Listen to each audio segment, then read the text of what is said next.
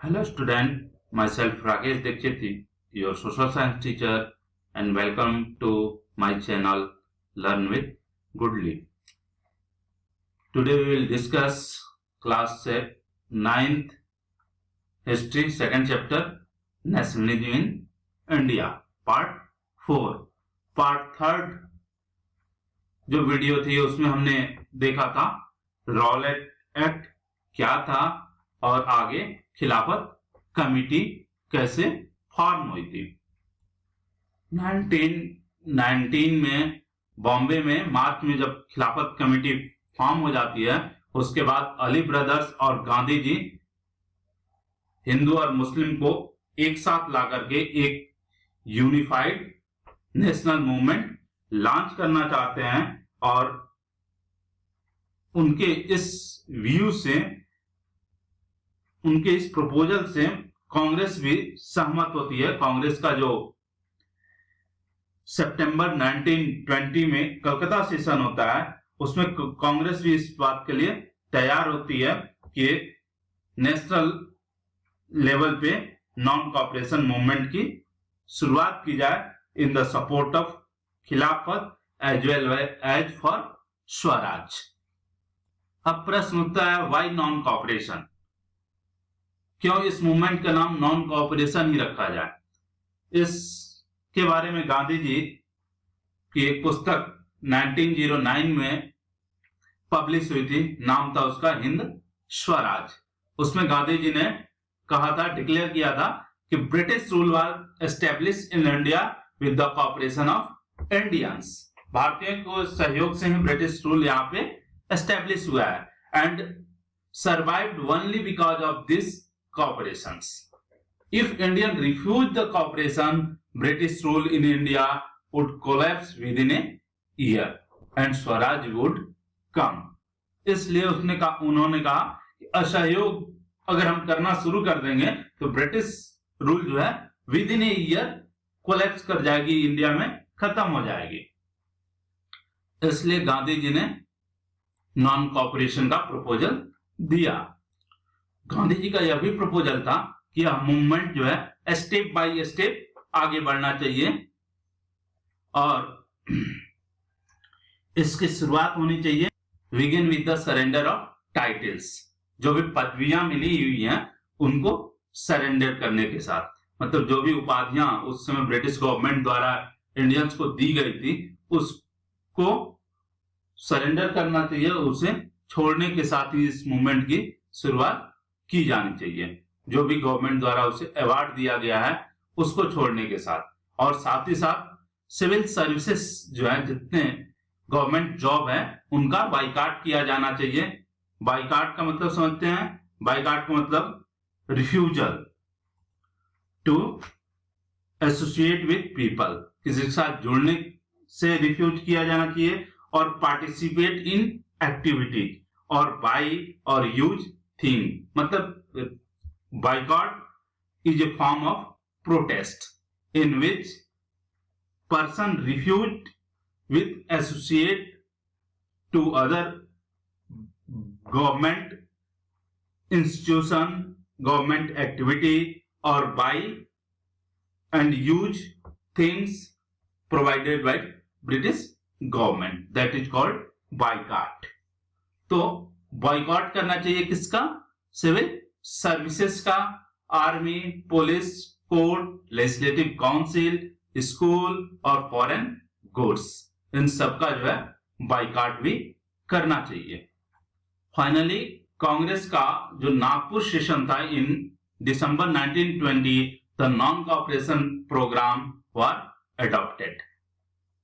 आपको याद होगा यहां से मैप क्वेश्चन भी बनते हैं। दिसंबर में कौन सा सेशन हुआ था? कांग्रेस का नागपुर सेशन 1920, और सितंबर में प्रपोजल जिसमें रखा गया था नॉन कॉपरेशन का, वह कलकत्ता सेशन था।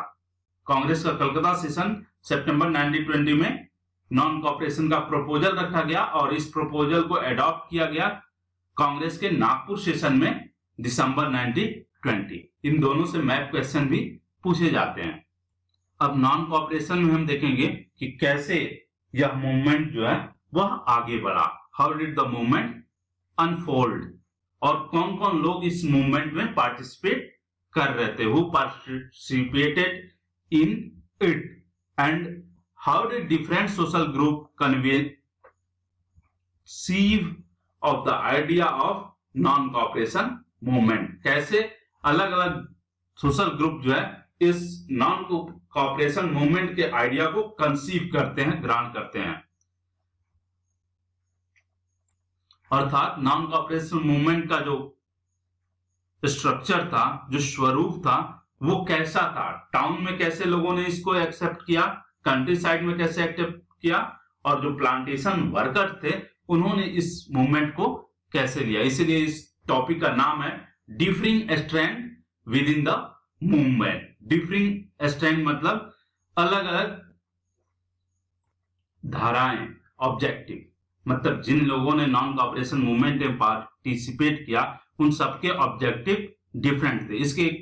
इसको एक एग्जांपल से समझते हैं। जैसे मान लीजिए रनिंग, मॉर्निंग में लोग रनिंग के लिए जाते हैं, कुछ लोगों का पर्पज है कि उससे वे अपना स्टेमिना बनाएंगे, कुछ का ऑब्जेक्टिव है कि उससे वे दुबले हो जाएंगे, और कुछ का ऑब्जेक्टिव है कि चलो इसी बहाने कुछ घूमना भी हो जाएगा। तो यहां सबका ऑब्जेक्टिव डिफरेंट है, सबका उद्देश्य अलग है, बट सब काम क्या कर रहे हैं, रनिंग कर रहे हैं।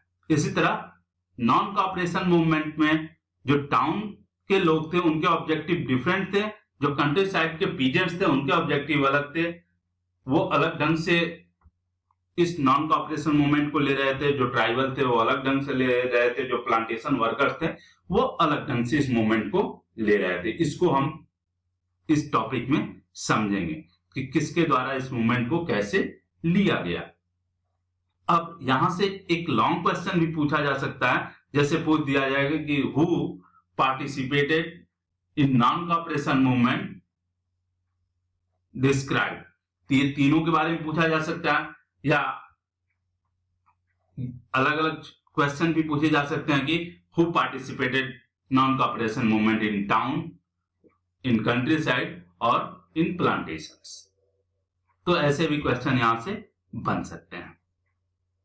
चलिए देखते हैं नॉन कॉपरेशन मूवमेंट जो खिलाफत मूवमेंट के सपोर्ट में स्वराज के लिए शुरू किया गया था, इसकी शुरुआत कब होती है, जनवरी 1921।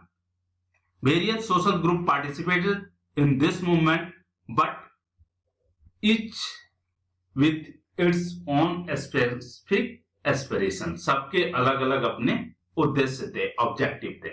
अब सबसे पहले देखते हैं टाउन में मूवमेंट को कैसे लिया गया। The movement started with middle class participated in the city. mainly जो मिडिल क्लास था सिटी का, उनके द्वारा मूवमेंट की शुरुआत की जाती है। Thousand of student left government controlled school and college. जो स्टूडेंट थे हजारों की संख्या में उन्होंने स्कूल और कॉलेज छोड़ दिया। Teachers and headmaster resigned, lawyer give up their legal practice. वकील जो थे उन्होंने प्रैक्टिस अपना छोड़ दिया। The election of legislative council were boycotted by most of provinces except Madras. Madras को छोड़ करके सभी प्रोविंस में जो विधानसभा के चुनाव होने वाले थे, लेजिस्लेटिव काउंसिल के जो इलेक्शन थे, उनका सभी पार्टी द्वारा बहिष्कार किया गया। केवल मद्रास की जो जस्टिस पार्टी थी वही इस इलेक्शन में पार्टिसिपेट कर रही थी। यहां से भी एक क्वेश्चन बनता है, which province and party did not boycott council election और व्हाई, गिव रीजन।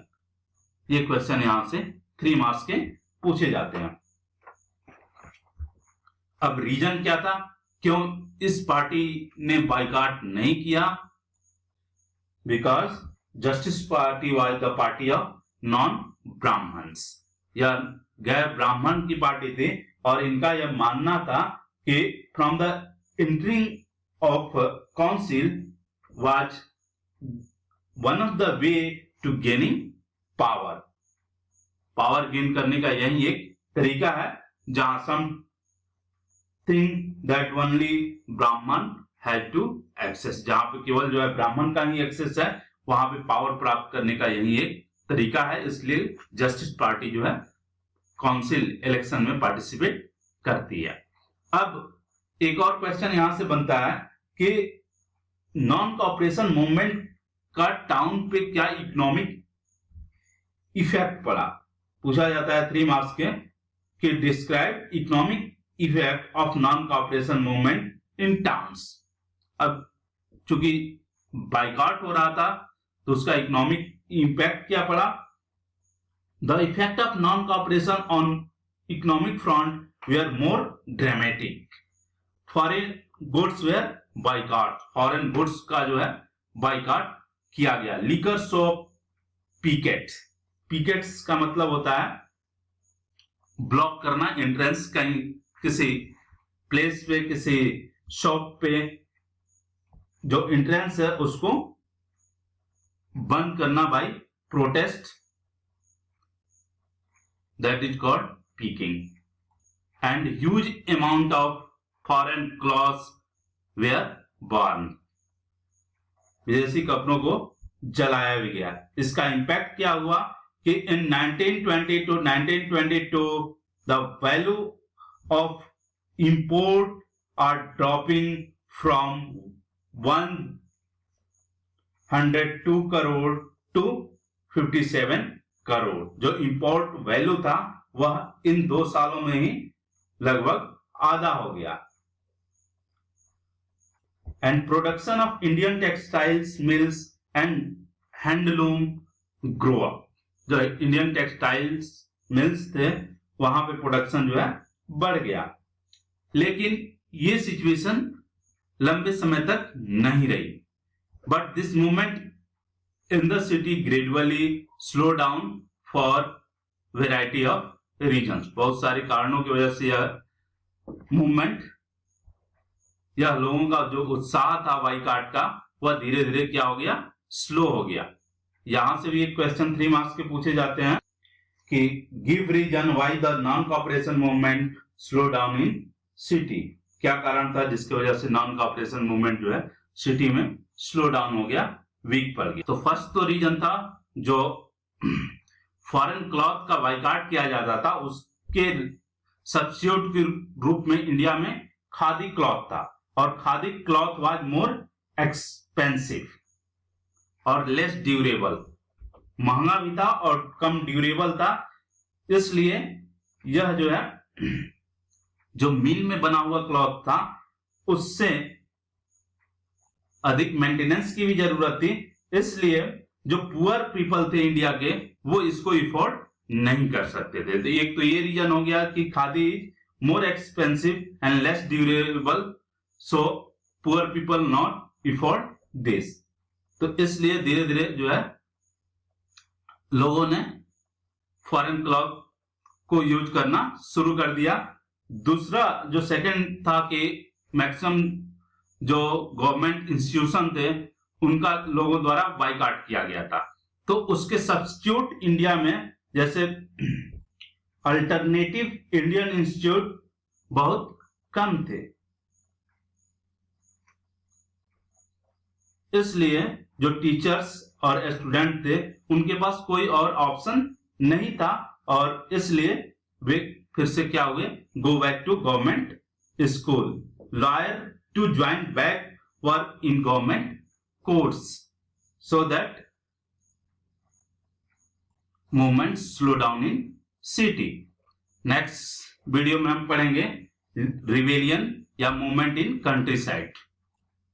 ओके, कुछ अपने होमवर्क क्वेश्चन भी देख लेते हैं।